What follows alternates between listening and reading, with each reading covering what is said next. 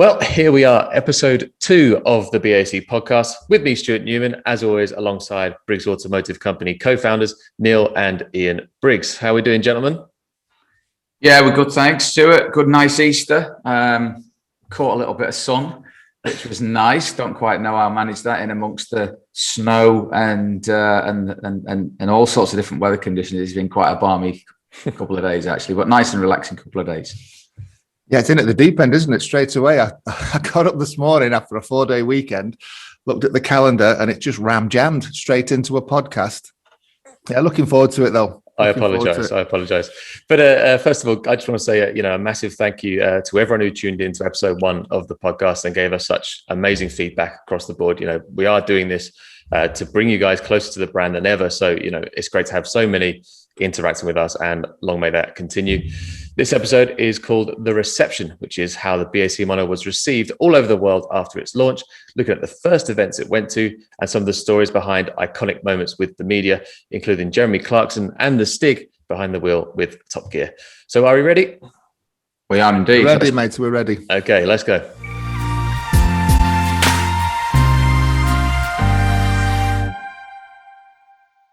So where we left off in episode 1 was in Stuttgart launching BAC Mono. I don't think that could have gone any better, I guess. You've reached the top of that mountain. What happened next? Well, it was the journey home, wasn't it? First of all, I flew back for a wedding, so I had it easy. I think Guy stayed behind with the to bring the car back, and that's when the real hard work began, I guess, to get a functioning car. At the point of a show car, it is exactly what it says on the tin. It's a show car, and so from that point onwards, it was a question of making sure that the cooling systems performed correctly, the fans, all of the ancillaries in and around the engine.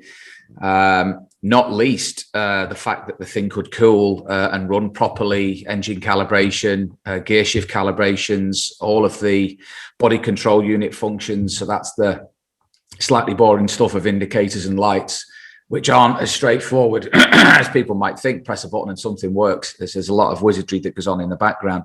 So that's when all that hard work started. And it was really interesting as well. There's a feature on the car that people see, and they see as this lovely symmetry that exists on the left and the right hand side, which is the air intake or part of the airbox that protrudes out through the bodywork, and now then there's a grill mesh on the other side where you can see into the car and you can see the beautiful exhaust system and so on and so forth. Well, that was never originally supposed to be like that. Ian wanted this lovely seal-like skin of this purity of the car, and I kind of intimated that we'd have issues, and sure enough, we did a rolling road session as part of the engine calibration, and we had a hot spot on the body there where we knew we needed to address it, and the great thing about it being just Ian and I was it was a quick discussion, and literally out came the grinder and modification to the tool within a couple of days, and then before you know it, we've got the distinctive look that we all know and love now. But it was just, things were just moving at such a fast pace, and then before we knew it, we had a car that we could actually drive around the car park, which was the next mountain that we'd climbed almost. In the nick of time, to be honest. But just going back slightly, as Neill went home, I remember you leave Saturday night or something, or Sunday morning? You had a wedding on the Sunday. Yeah, brother-in-law's wedding. So me and Guy and some friends loaded it back into the famous truck, and then we took it to a studio. Tom Ziora had agreed to photograph it for us because it wasn't ready in time to be photographed before the show. So all those kind of launch pictures, they were all taken just after the show. Everything in the internet to begin with was just pictures of it at the show. But yeah, then it came back, and that was crikey. That was a bit of a whirlwind. We'd agreed. There was a dealer who'd come from Poland. We knew he was coming. We'd had contact with him, and he'd agreed to buy some cars. He loved the car when he saw it, and we agreed to take part in an event called the Verva Street Race in Warsaw. And I think it was in June sometime, middle of June, I'm going to say. So, in our typical naivety, we're like, oh, loads of time. And so we ended up, we were down at a place that was doing, as Neill said, the rolling road work, the calibration. And we ended up the day before we needed to leave for this event. We've got it on the rolling road for the first time, shifting up and down through the gears. And I think actually, Neill, the overheating of the bodywork must have happened earlier when we'd first started it, because I remember cutting that hole at the workshop. We didn't cut that hole down at Matt's, so that hole must already have been cut. So we'd already noticed we had some overheating problems there. But the big one we noticed down at Matt's was that the gearbox control unit was getting too hot. It was on top of the gearbox and below the exhaust. And we're down in the south of England. We're supposed to be going to Warsaw the next morning. So Neill and I get in the truck and another drive through the night, all the way up to Wrexham to our exhaust supplier, Alunox, who made us a heat shield through the night while Neill and I got 4 hours sleep at his place. He made us a heat shield for the control unit as well. And then we got back in the truck the next morning and then started the epic journey to Warsaw. Which isn't just down the road, obviously. I mean, it's. I mean, Germany's a big country, and then you've got Poland, and it's not exactly West Poland either.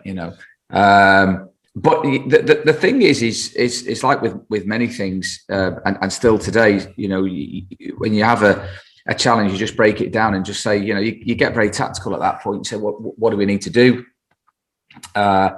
It was a bit like going back 30 years almost for me and Ian, when we used to go on holiday with our parents in the motorhome, and we just used to drive around. And we started off, going on holiday in France, and then the weather wasn't what it needed to be. So then we went to Portugal, and then we went to Spain, and we just carried on. And so it was a question of, right, okay, what have we got to do? We knew Northern Europe quite well because of previous lives and living in Cologne and Ian in Stuttgart, obviously. So the drive down south was just round the corner for us, but then obviously Northern Europe, and I remember we had parents were kind of, how's it all going? Tell us when you're in what country. And first of all, it was France, then Belgium, then it was Holland, and then it was Germany, and then it was Poland. And we were just taking it in turns. And I think we can write a book now on the food that you can get from service stations and gas stations. One tuna roll, blended into the other, and packets of crisps and energy drinks. And we just kept on driving. And, just sorry to interrupt though, but just, we can't forget the moment we tried to get on the train on the Channel Tunnel in the middle of the night. We were both exhausted, obviously. We'd done 2 all-nighters by now. And we filled it up with fuel. And one of us, Ian. didn't put the fuel cap back on. So we get by the skin of our teeth to the tunnel, and we're all ready to load on. They're all coming down the ramp and all the trucks. It's middle of the night, and we're looking at our watch, and Neil's working it out on the map, and it's like, he might just do it. It might be all right. This bloke comes running up, waving his hand. You can't go on. You've not got a fuel cap. You've not got a fuel cap. Pull over to one side. I'm like, no way. And then he's like, you'll have to try and get one. It's like 3 o'clock in the morning. Where are you going to get a fuel cap from? And he said, oh, there's a number you can call. And we called this number, and this bloke came out in the middle of the night. But, you're nervous for every minute you're losing. So he comes out, and he give him his dues there within half an hour.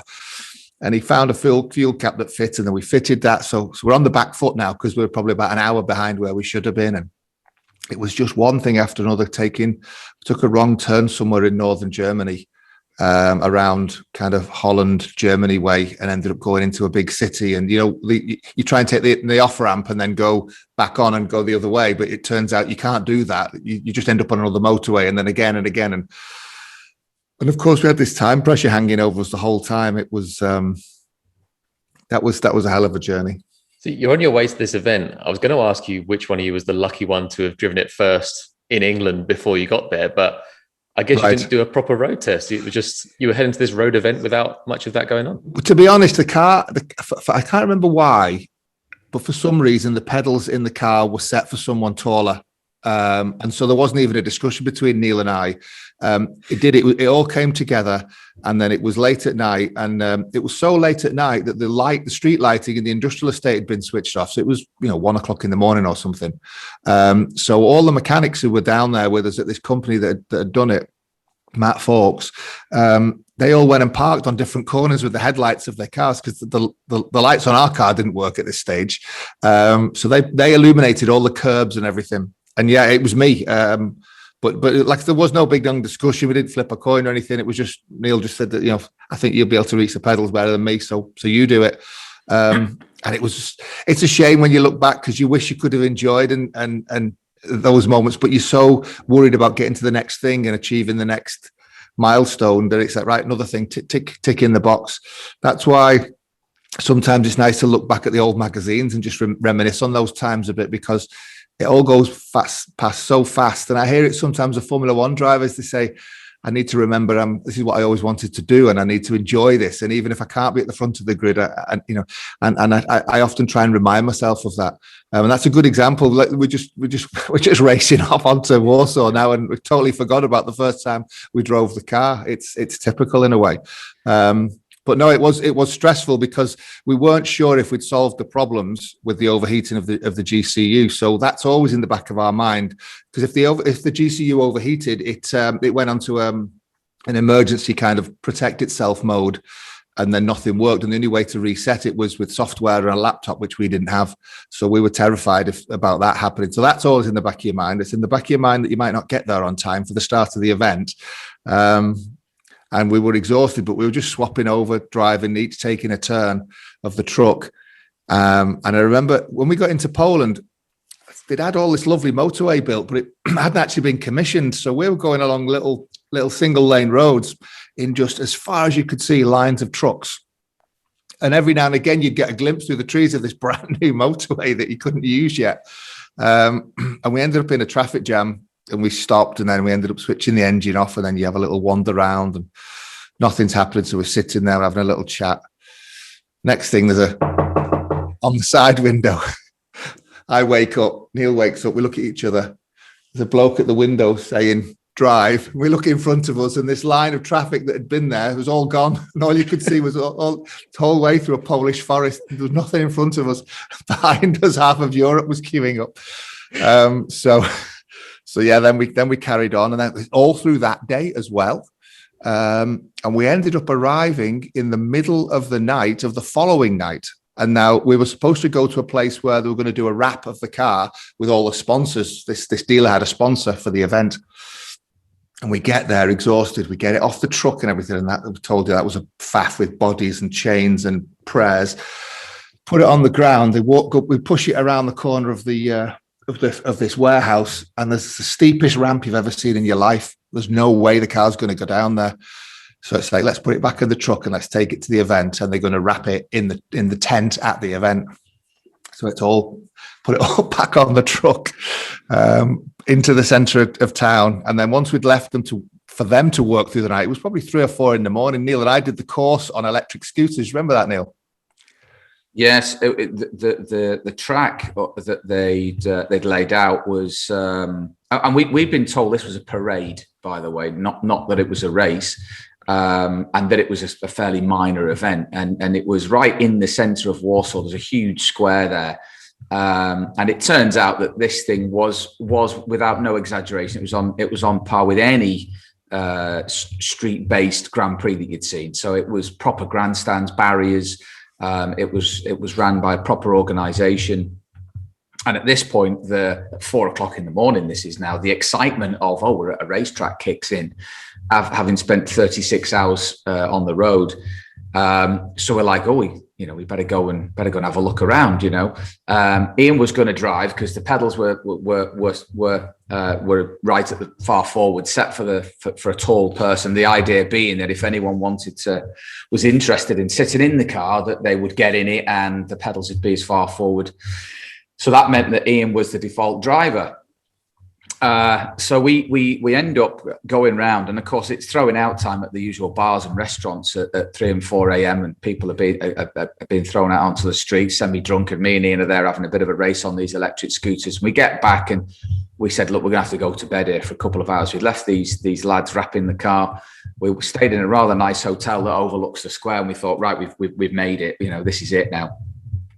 We get up the next morning, put on our nice mono shirts, which is a story in itself. And then we turn up for this event, and the organizer, the dealer, comes up to Ian and says, "Oh, there's a driver's briefing."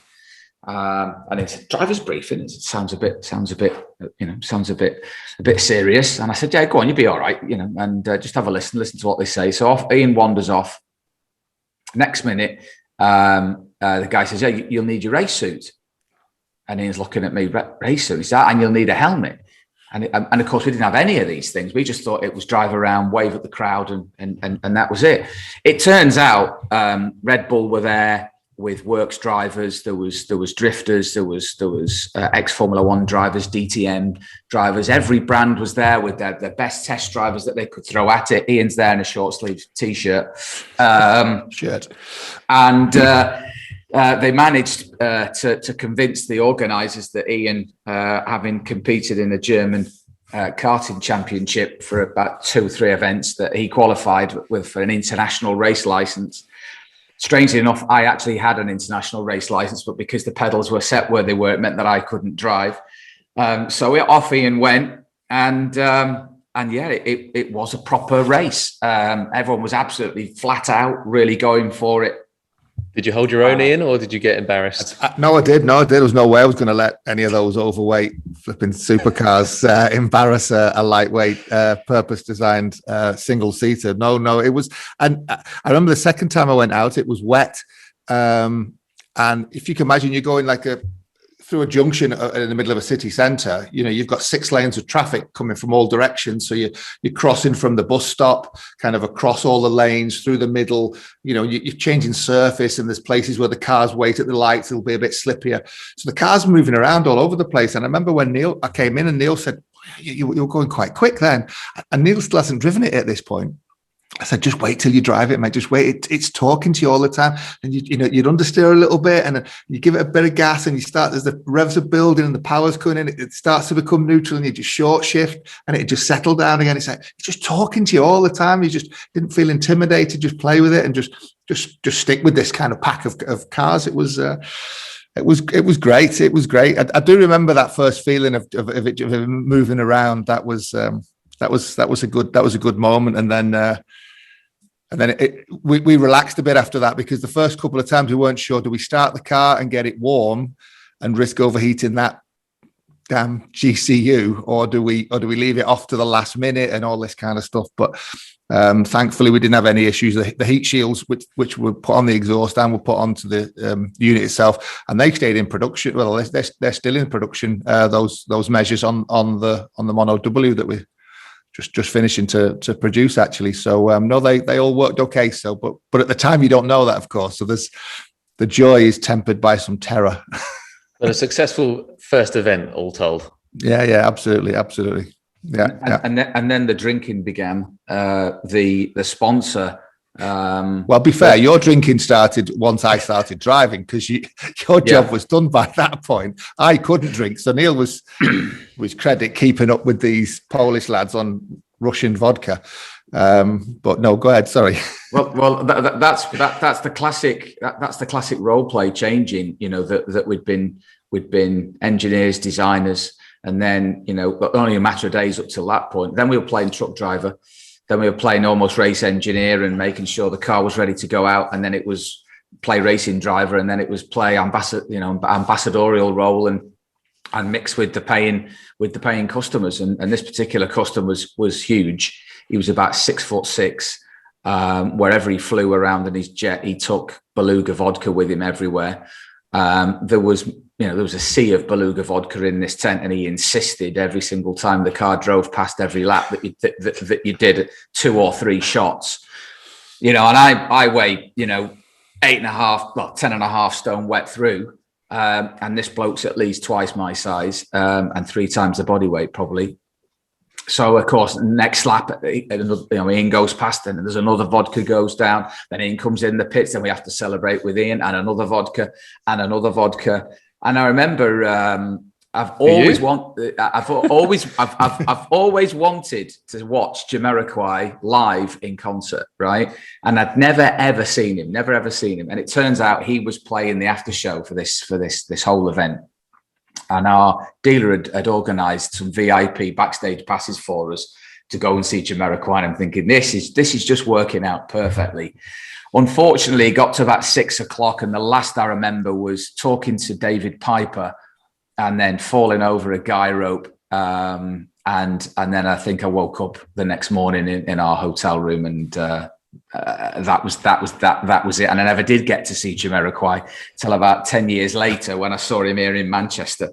So his brother went to see Jamiroquai on his own.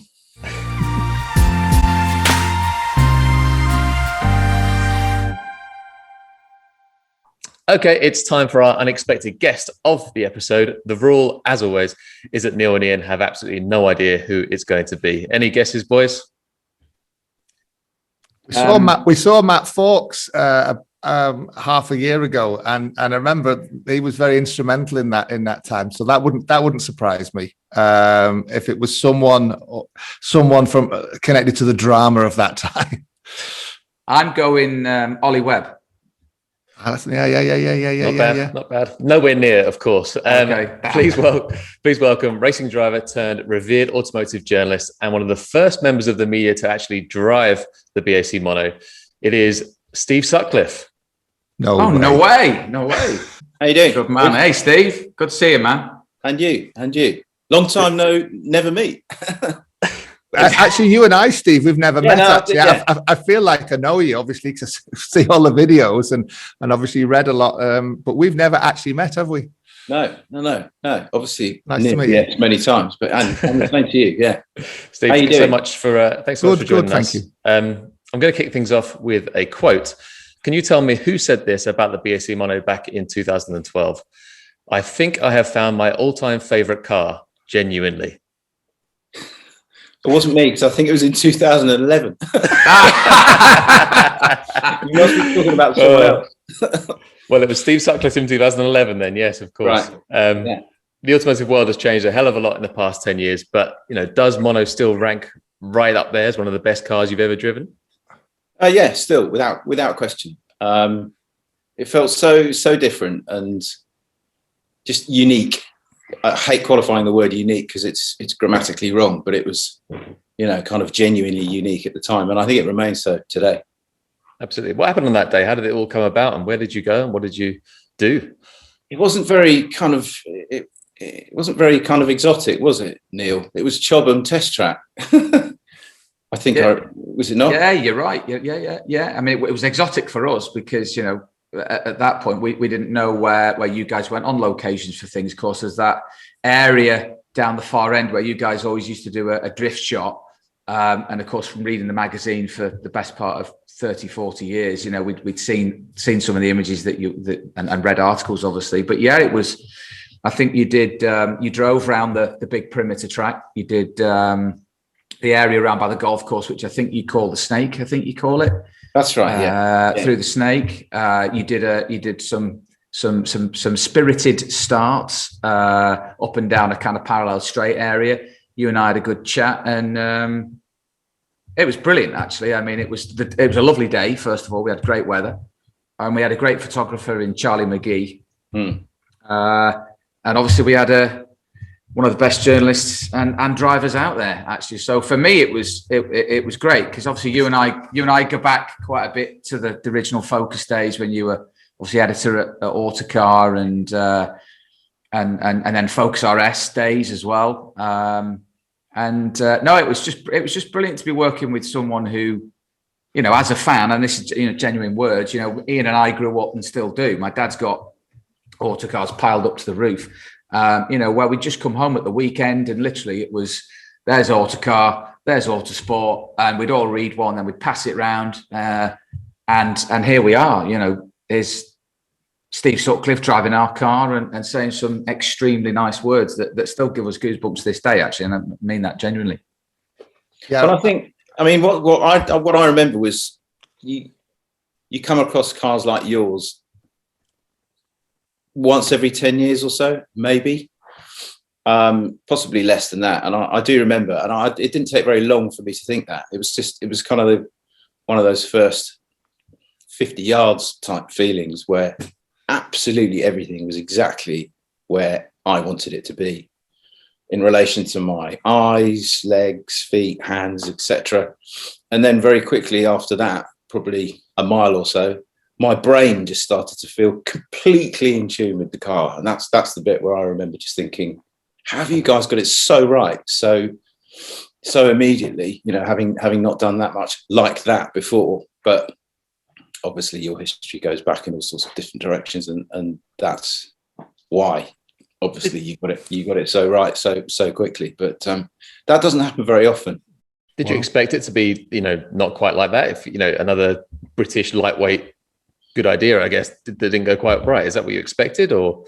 Yeah, I'd driven a few, and of your, a lot of your competitors are very good, but I've also at that point had driven plenty of other cars from other people who have kind of wild ideas, and they start talking to you about crazy amounts of numbers that they intend to sell, and you kind of, your eyes glaze over before you even climb into the car, because you just think these guys are not real. But it was utterly obvious how real you were in your ambitions.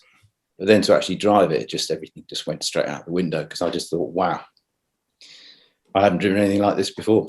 I was on holiday at our parents in France, and I think it was your video was the first thing I saw, and I got goosebumps because, again, not just because you're here or anything, but guys like you and every magazine had like the driver journalist. You'd raced in the TVRs, and Chris Harris was another example, or Richard Mead. Every magazine had someone who you respect who said if he likes it, it's good. He's a driver's driver kind of thing.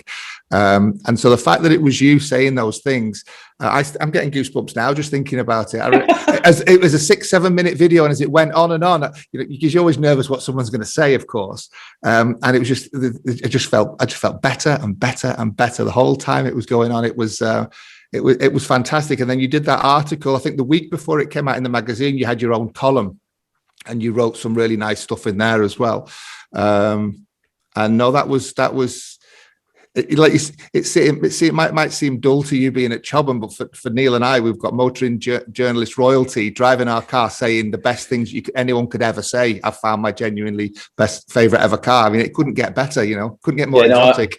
I didn't mean that in a kind of accusational way or anything like that. That's my backyard basically. So it's actually the best place to go and try something new that's good, because you find out, because you know it backwards, but you know the place backwards, but it wasn't the south of France, put it that way. But you know what? We never actually intend. The video that we shot on that day was, we didn't go there specifically with the intention to shoot a video. We were just doing a magazine shoot, and Charlie, because he's one of the best in the business, Charlie McGee. We had a few GoPros, and he was kind of experimenting with shooting video. And I was kind of really getting into the idea of shooting video, because it's just so much more graphic a way of describing things. And but it wasn't by accident, but it was not the single primary intention to shoot the video that day. We were going there to shoot the stills from the magazine, but you could not shoot a video at the same time, and it ended up. I've done quite a few views of that video still. Yes.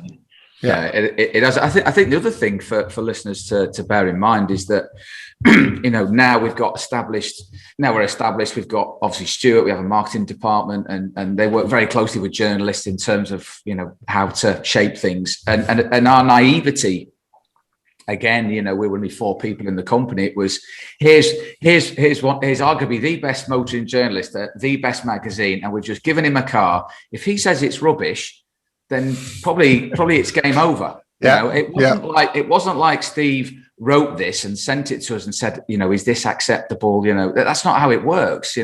Journalists write these things, and you roll the dice, And you've just got to have faith in the product. And everyone kept saying, "Oh, do you get to read what they're going to say before they print it? And what if they say they don't like it?" And it's funny, even to this day, that you look at it, and you think, well, if they don't like it and there's something that's wrong, then that's genuine, and people have a right to know that. You know, it's not an advert for Christ's sake. You know, so the fact that we just handed the car over and you got in it and you said you liked it was great, but it shows that the product was there, and it shows that you know, we had this self-belief that we still have to this day in what we do. And I have to say, when I think it was Murray's one of our senior designers who worked with Ian in Stuttgart originally. He just relocated to the UK, and he called me and he said, "Have you read what Steve Sutcliffe has written about the car in Autocar?" And my heart sank at him, thinking, "Oh, crikey, you know, maybe this overconfidence of mine's finally got the better of me." And he said, "I'm going to read it to you." And he started reading it, and I'm like, "Well, that's good." I'm like, "That's good." And then literally it was like goosebumps. And then I was almost in tears, but I was getting to that point. And he just said, you can't repeat exactly what he said, but it was so rewarding to think, wow, we took another gamble and it's paid off. And, you know, bear in mind that you're very humble about it, Steve, but you know what, journalists' opinions really do matter, and particularly at a technical magazine like Autocar, and particularly a person like you who's very technical, very knowledgeable, but also a very respected, you know, journalist and driver as well. For us, it was the ultimate accolade, actually. And I really, really do. People ask about Top Gear and all the rest of it, and we'll come to that another time. And of course, that helped. But I think being the first magazine, very technical, the car's very technical, very attribute driven and performance driven, to get the review that we did, I really, really do think genuinely that was a serious leg up that we got there in the early days. So Definitely. So thanks again for it, Steve. Oh, I mean, I don't make it up. I don't say it just to try and make people smile. I only say if I believe it and mean it, and I did. Yeah. I'll tell you the other thing. I remember when we went to Snetterton as well. Remember that? We must have. I'm glad you mentioned that, because you know, Chobham is a track, you know, and it's great for comparing one thing and doing what you did. But Snetterton, which they just lengthened it, if you remember, they did all the infield section. Yeah, I didn't know it. Yeah. Yours was the first car I'd ever driven around there, I think. Oh no, I'm ever going to go to Ginetta on the same day, but yeah. And the Ariel Atom V8, I think you drove as well. Yeah, we won't mention that. All right, okay. but no, go on. Tell us about your experience driving it around the track. Because I remember you got out the car and you were absolutely fizzing. You know, completely. Yeah. Well, it just felt so precise. That I mean, Chobham is one thing, and through the Snake, it's kind of like a windy B road going through the Snake at Chobham, which is great. Car's great there, but I still at that point still wanted to properly drive it around a track. But again, just driving it at Snetterton, I couldn't believe how focused it felt, how much of a competition car it felt. It just felt like a racing car to me, but like a racing car that I had set up for like months and months and months to be exactly how I wanted it to be, which again I was just completely blown away by. And to have a car like that, which has also got compliance to be perfectly civilized on the road, obviously once you've armed yourself with a lid or whatever, that's the real quality of your car, I think. Plus the way it looks, which I still think is absolutely sensational. But to have ride quality and comfort and that precision where you can just, you know, you would literally pick the stone that I was going to hit on each apex, is what it felt like to me, rather than in some of the other cars there where I was actually just hoping to stay on the grey bit rather than on the green bit. But that as much as the day at Chobham really cemented my opinion of the Mono. It was fab around Snetterton. I thought that's the last time I drove it, I think. Well, we definitely have to do something about that. We've got to get you in Mono. That'd be a hell of a story, because to go from that original 2.3 car, which was a very good starting point. Obviously, Neill and I are very proud of Mono R. The part I played in it, the part Neil's played in it, obviously. That'd be a fantastic story, actually, for you to 10 years later to drive that Mono R, the latest iteration. I'd love to hear your thoughts on that, and hope it would not disappoint, obviously. Before you do that, I have to read another quote from Steve Sutcliffe, and then we can make a decision. Oh God! So he said, "This is where I have to go." He said, "I think I may have to steal one if they're silly enough to let me have another go." Yes, I'd forgotten that. That's why it's been so long, warm. Steve. Yeah. No, thank you so much for joining us today. The boys mean what they say. We've spoken about this before, and how massive an impact you had on BAC, and your part in our history is so big. So thank you from all of us, and thank you for joining us today, and we really appreciate it. And we'll definitely get you behind the wheel of the R later this year. Let's hope that's a new all-time favourite for you when you do that. Love to. It's a pleasure to be involved, and a privilege to be involved right at the beginning as well. Really, genuine. Thank you, Steve. It meant a lot. Meant a lot back then. Means a lot today, and I hope we can meet in the flesh and get you in the around the North Wales or something in Mono R. That'd be great. That'd be good. That'd be great. Yeah. And finally have a game. And finally have a game of golf together as well, Steve. I haven't played for years. Oh, really? 4 years I haven't played. Oh well. Ready. Let's do it. Let's do it. Okay. Cheers, Steve. Take care. Thanks for joining, Steve. Thanks for your time, Steve. Thank you. All the best. Bye-bye.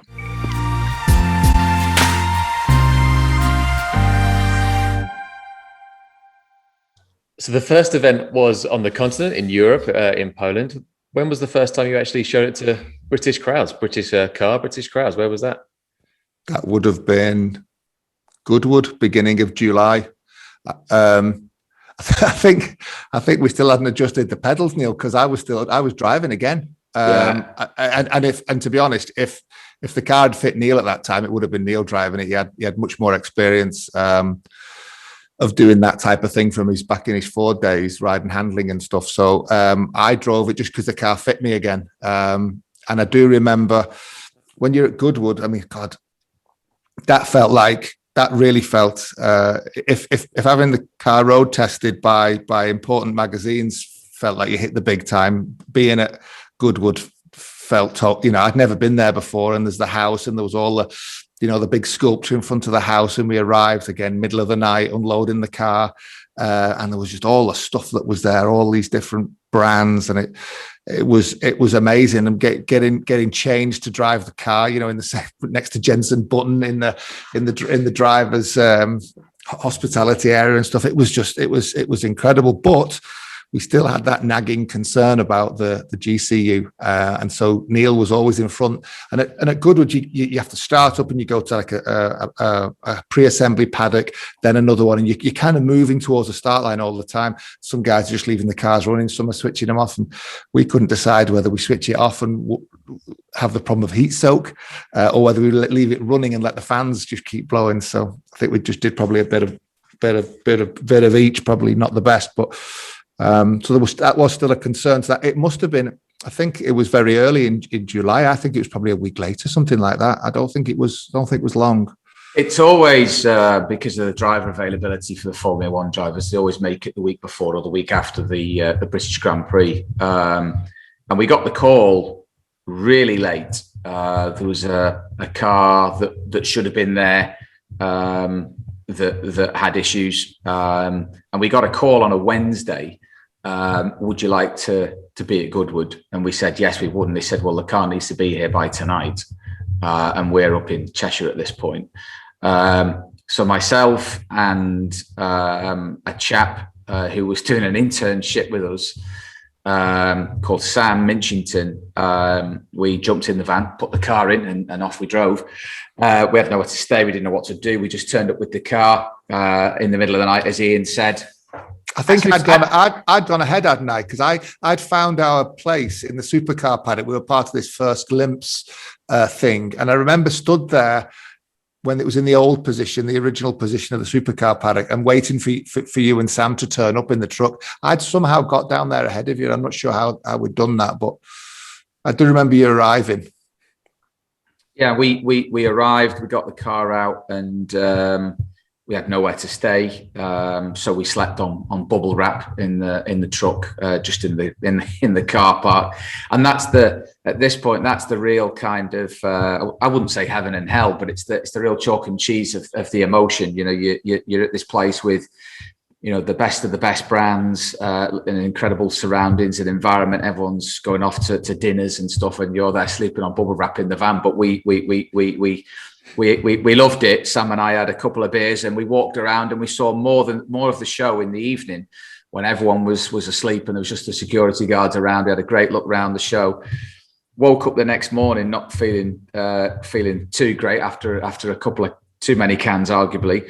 And we needed to get changed, and we needed to get washed. And as a manufacturer, when you sign on, you're signing on the car, which is quite a big deal, So I remember I was signing on, and this is the day before, and there's everyone from Sir Jackie Stewart to Eddie Cheever from his one Indy 500 to just all sorts of different racing drivers.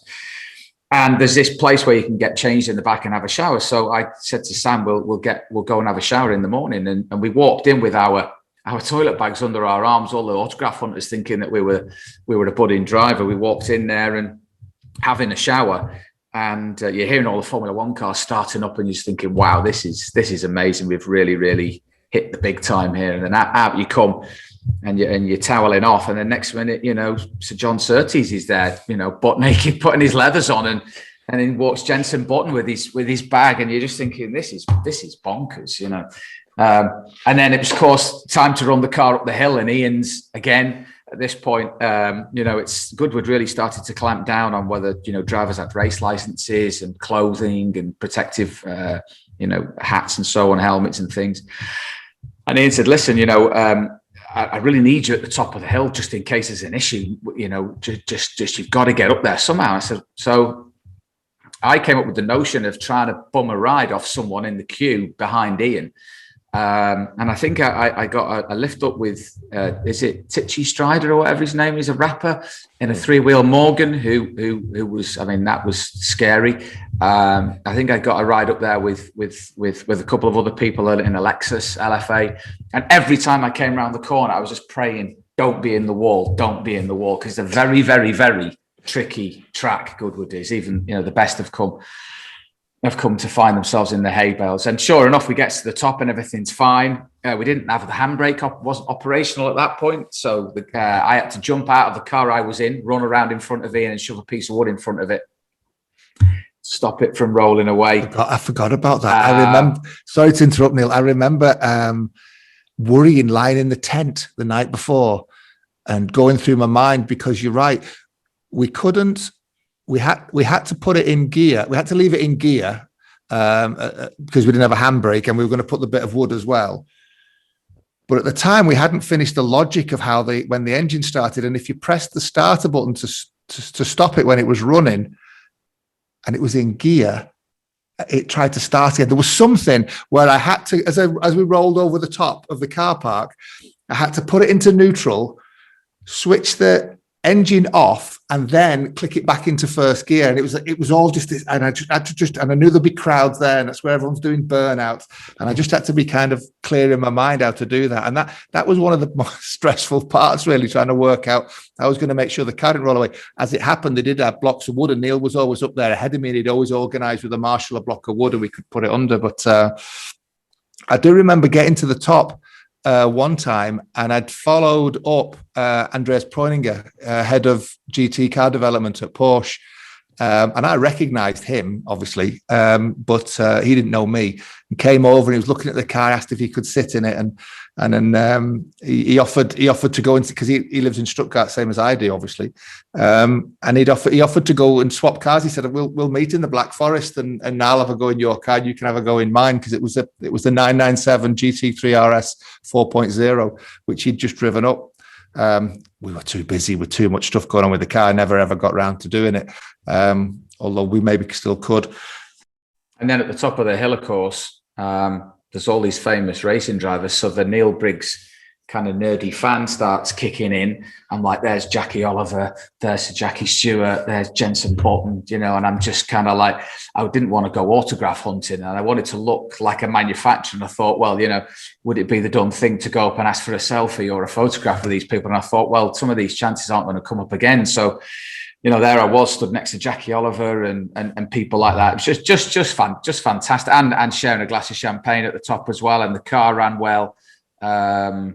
and then being able to enjoy it was great. And then, of course, the interest in the car was just ridiculous, because it was like this spaceship that had landed in the supercar paddock. So no sooner had you got back down after a run, then it was, this bloke's interested in the car, and this guy wants to talk to you, or this journalist wants to talk to you. Just absolutely non-stop. And come the end of the event, it just emotionally, physically, drained. And then it was back up north to do the day job. One thing that absolutely baffles me is that, I know Neill very, very well, known him a lot down the years. We've been at automotive events where he has refused to get off of simulators until he tops the leaderboard. He is obsessed with driving. He loves it. And you're standing back at these events, Poland and Goodwood, and watching Ian drive. I mean, you must have been absolutely itching to get behind the wheel. Like, when did you actually first drive it? No, you're right. I mean, you have to put personal desires and preferences aside, really, for the great of the company. And in these instances, it made perfect sense. With the pedal box being adjustable, and to make sure that the car could be accessible for sort of anyone of any size, we always made sure the pedals were as far forward. And Ian's 6 foot plus, and I'm a bit shorter than that. So, it always made sense to put the pedals further forward. So for me, I wanted to drive the car in a proper situation where I could go through the process that I go through to analyze what the car is doing. Put it in a repeatable situation where you can then make a change, and you can understand if it makes the car better or worse. And that's what we did basically after this kind of summer madness of events. Knew the guys at ZF Sachs Racing very well from former times. They were sponsors of the Formula One, the World Rally Car Program, and we got them involved very early in the proceedings with regards to supplying the dampers. And they'd made the kind offer of us of spending some time on their 4-poster rig out in Germany. So again, drove over in the truck and spent 2 or 3 days on the damper rig, coming up with 2 or 3 different settings. And there so happened to be some fantastic roads in the region that we could go and do some live assessments on the road with me driving, and that's when we came up with the definitive dynamic setup of the car. From there, that was kind of like the baseline setup for essentially what the 2.3 car was, and that really was the start of the evolution then of the vehicle dynamic and indeed the setup of the car and the options, because from at that point, we'd define what the specification was going to be, and we started to get then obviously input from owners and journalists as well, and that's when we started with some of our future options, which of course we all now we're very familiar with, and some of the other developments on the car, of course, to the 2.5 and traction control, launch control, and all the goodies that the car has now. But in those early days, the car was very straightforward. But it absolutely had to deliver. It absolutely had to deliver. The car, as I've said many times, my brief was to make the car drive as well as it looks, and make sure that those two attributes on a high level are in perfect harmony, and that's what we managed to achieve. And even to this day, I avoid driving the car, because it's all about the customers. It's not about us. We get plenty of opportunities to drive the car. But yeah, there's always that little thing in the back of your mind where you think, God, I wish that could have been me. I still do dream about driving up the hill at Goodwood, but then you see so many people crash. You think, well, probably it's perhaps not a bad thing that I didn't. We'll leave it to the professional racing drivers, like Ian Briggs. well, he didn't put it in the wall. To be fair to him, there was a lot of pressure. Ian's a good peddler. Make no mistake. So it was one of those, it was in safe hands, and he did a cracking job.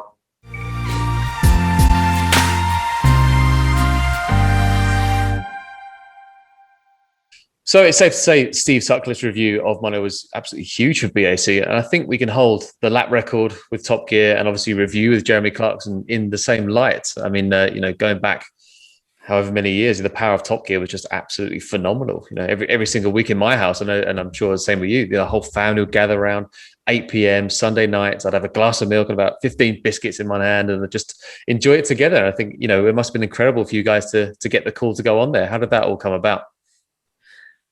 Well, it was on the back of the magazine shoot that we did. The magazine works hand in glove, obviously, with the TV show, and Charlie Turner, who's the editor there, you know, big fan of the car and BAC, and of course, you know, he'd obviously spoken to the people on the TV show and explained to them how well the car had gone, and the review is there to be read. So the call came in. They were very keen to get their hands on the car, and of course, it's a double-edged sword. You know, Top Gear is a global audience, absolutely huge. You know, and we've all grown up watching it, as you say. So for us, it was a question of making sure that we could optimize the car as best we could with the very limited resource we had available to us at that time, and present the car. And you know, for the listeners who, you know, are perhaps not that familiar with how production of these kind of things goes, the segments for the show made at various different times of the year. Certain things are shot on location, certain things are shot in a studio. Then, of course, there's the lap. And then there's the actual piece in the studio when the presenters are presenting things. And actually, there's 4 different areas that we had to spread ourselves across. The first piece that I was involved with was when we had to go down to Dunsfold. And that was amazing, because that was, you know, the realization of being at Dunsfold and seeing the whole set. And so on. And Jeremy drove the car on track. We were blessed with an incredibly nice day, an incredible sunset towards the end of it as well. And Jeremy drove the car, and we had no idea what he said. You know, again, just to let the listeners know, you have no idea what journalists, whether it's TV or print, what they're going to say. You have to just give them the product, have full faith in it. And hope that they enjoy it as well as we do. And I got an inkling towards the end of the day. The toilets at Top Gear, believe it or not, are outside. And I was actually in the urinal, and the sound man came up to me and said he was taking a leak next to me, and he said, "Wow, Jeremy said some really nice things about your car." And I said, "Really?" He said, "No, he really has said some nice things about it." And I thought, well, that gave us hope. We then drove back 6 or 7 hours with our fingers crossed. And then I think it was over to Ian to take the car to the studio, where they were filming various different things with bouncing balls and exploding champagne and goodness knows what. So that was the start of it and how it all came around. I think, Ian, you were the one who took it down to the studio. Yeah, I can't remember. I did the studio come after that filming day that you had done? I think it did. And we were in a studio there. That Neill said, you know, they had kind of polystyrene chips that all fell from the ceiling, and then they play it in reverse as if they were all being sucked out of the car. Took us weeks to get the last one to them out of the car, but they had ping pong balls and all kinds of, all very, very creative and cool stuff. And they were all really friendly bunch of guys, and they were really into it, what they were doing. But the director of that shoot, Vicky Butler Henderson's husband, forget his first name, Chris, maybe, can't remember. But you know, there was a moment when everyone was busy and they were getting ready and they're cleaning the car a little bit and that. And we were about halfway through, and he turned to me and he said, "You know, must be, you know, we talked about how the product had come about and everything." He said, "Well, this must be quite a moment for you then, being filmed for Top Gear." And I said, "Well, yeah, I just don't feel like I can enjoy it." I said, "I'm just scared about what he might say, you know how important it is." And then he just turned and looked at me and he said, "We don't go to all this effort on a negative piece." And so that was like Neill had a little snippet from the sound man. We'd had a little snippet like, okay, you know, and there was a bottle of champagne exploding and going off. You know, it's okay. You don't do that when you say it's rubbish. So yeah, no, that was great. I've still got loads of shots of behind the scenes. That did feel like we'd kind of arrived a little bit there as well. You do have those milestones that unfortunately we tend to forget. I'm just remembering so much now just talking about it, all those little anecdotes. But yeah, that was the bit. That was my involvement in the Top Gear. I think then, Neill, you went and did the day with the Stig with the lap, which was the big day, wasn't it? Yeah. So the laps filmed on a Wednesday. or certainly was back then, along with the Star and reasonably priced car. So they've basically got people out on track with cameras, and you've got a very narrow window to go and film the car around the lap. Then to do the Star and reasonably priced car, they have everyone in the studio as well, with the familiar backdrop, all the presenters and the studio audience.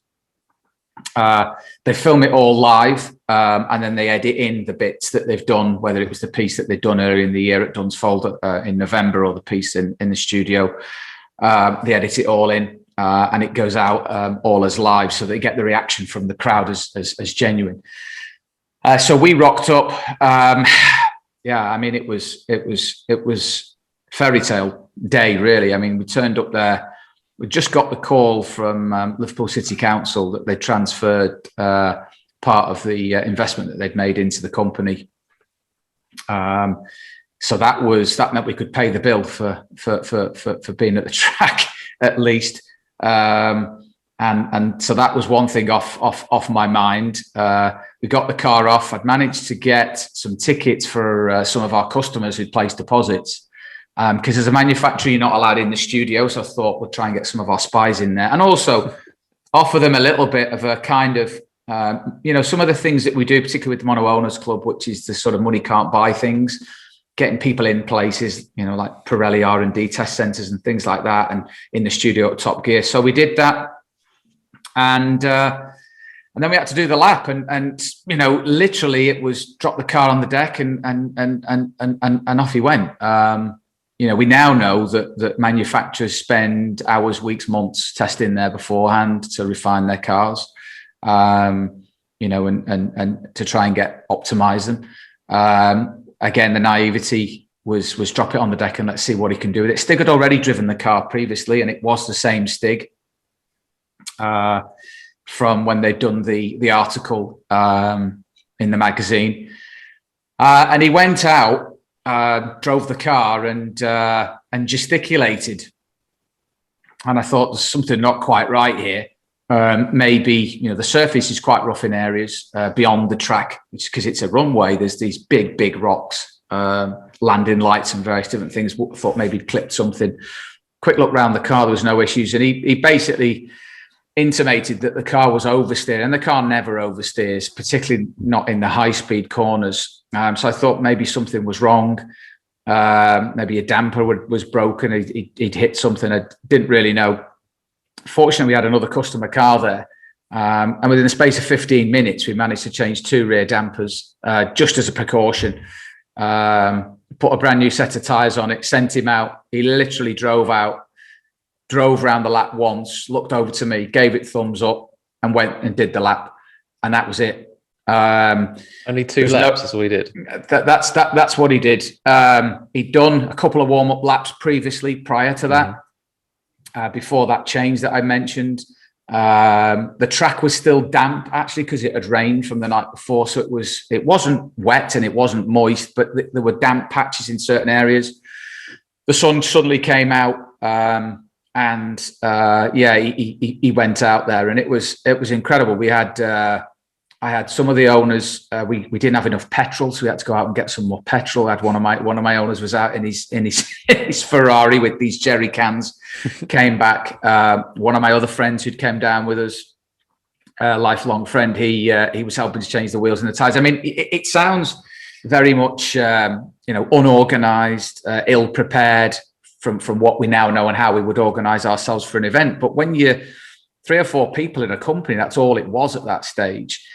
With a couple of weekend warriors and a couple of interns from university, you've just got to do the best that you can, because these opportunities don't come round very often. I said earlier, you roll the dice, you hope for the best, and we didn't even have a chance to time it. It was that quick. We didn't even know what time it was. There's a chap who stood literally at this to start finish with stopwatch time in it.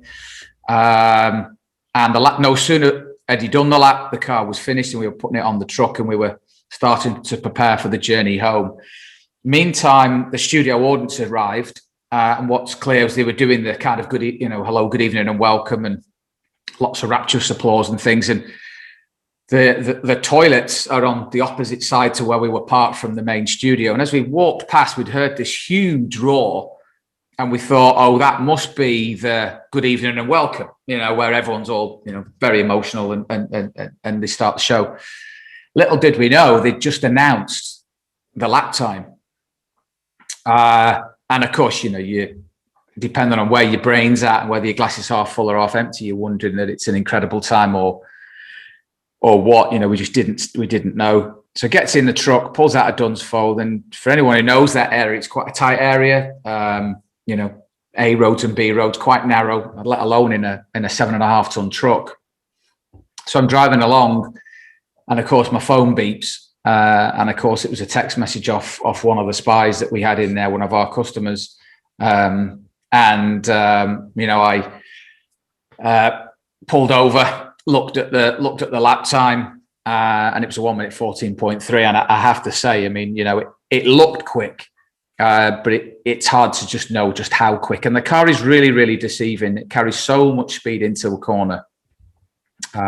It's really hard to tell just how fast it was going, and I just couldn't believe it. So I drove another couple of miles into a little village next to Dunsfold where there was a fuel station, and I got out, and a couple of the Weekend Warrior intern lads were behind me, and they came up to me, and I told them what the lap time was, and we all started screaming and shouting and hugging each other in the middle of this petrol station.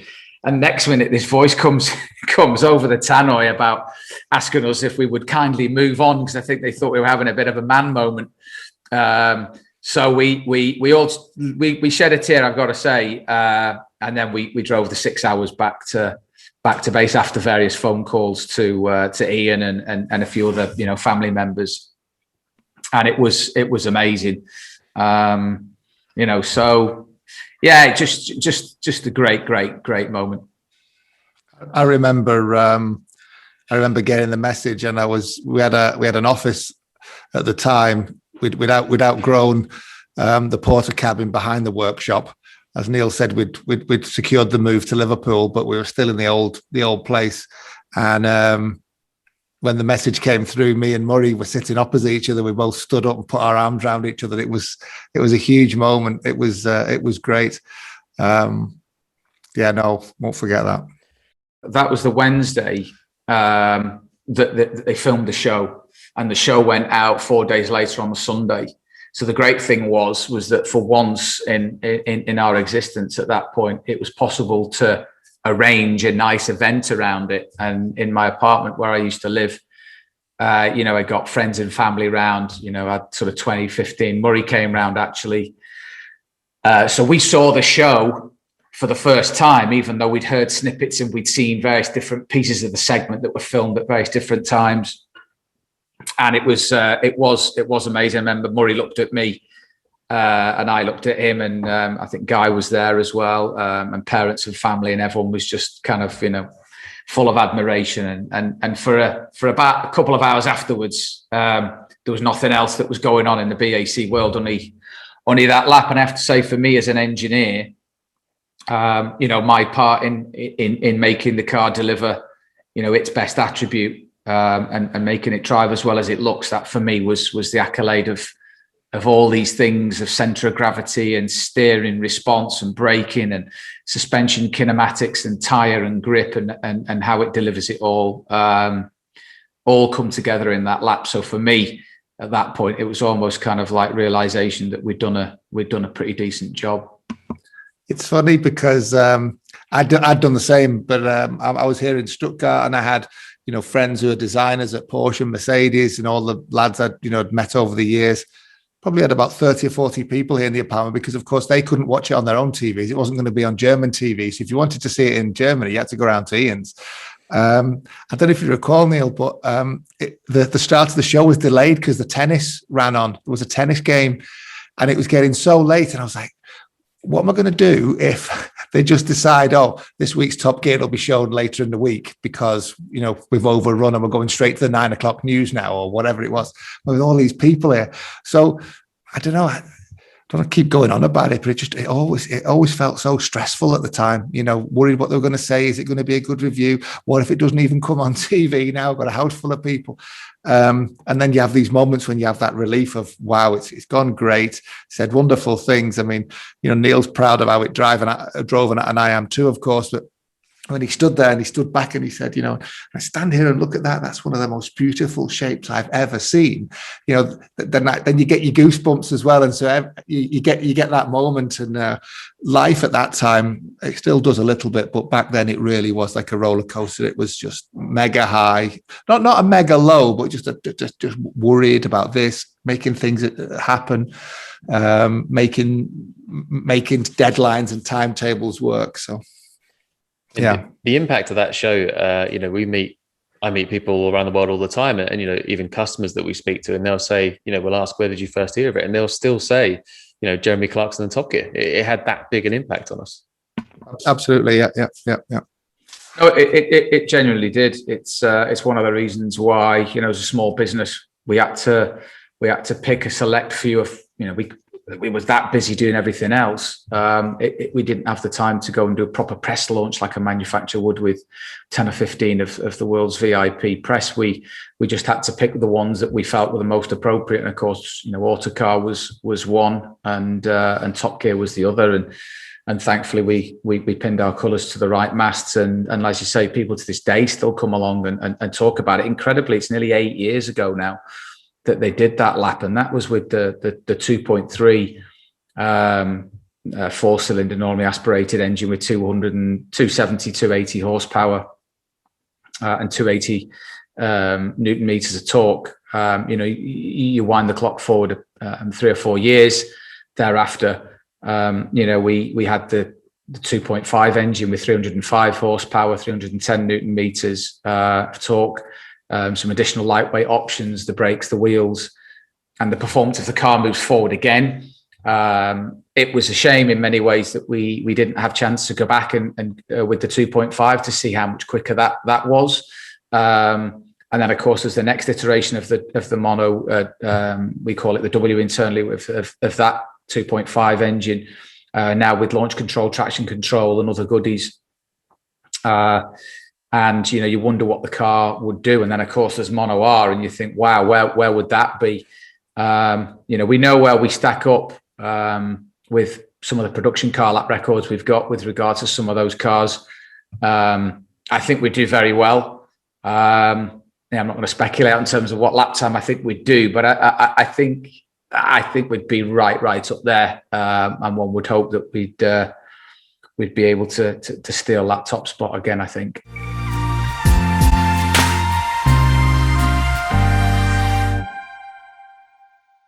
Well, we've just about got time for a few listeners' questions from social media. We asked people over the weekend what they wanted to ask Neill and Ian, and we got all kinds of things in, ranging from the interesting to the inappropriate.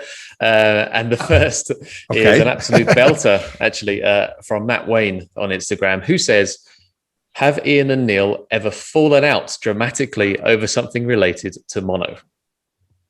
Yes. Of course we have. Of course we have.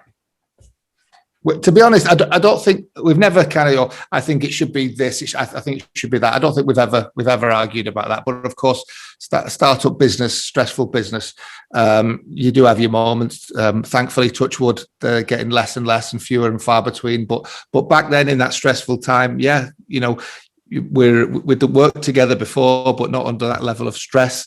So yeah, we had our kind of Noel and Liam Gallagher moments, but like I said, they've got less and less over the years, and it was never over. I think it should be 4-cylinder. I think it should be 6-cylinder. Or I think it should be this, and I think I think on the specification of the car, we've always arrived at the same point. I think that's fair to say, Neill. No?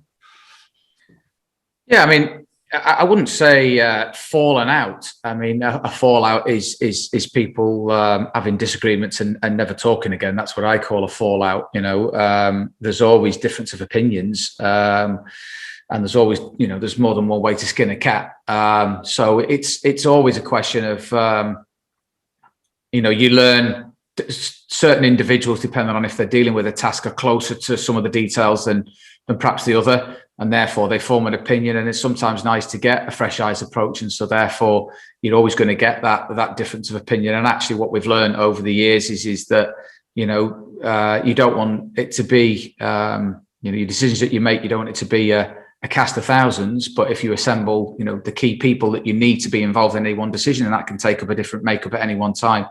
And generally 9 times out of 10, you'll get the right answer. Lovely.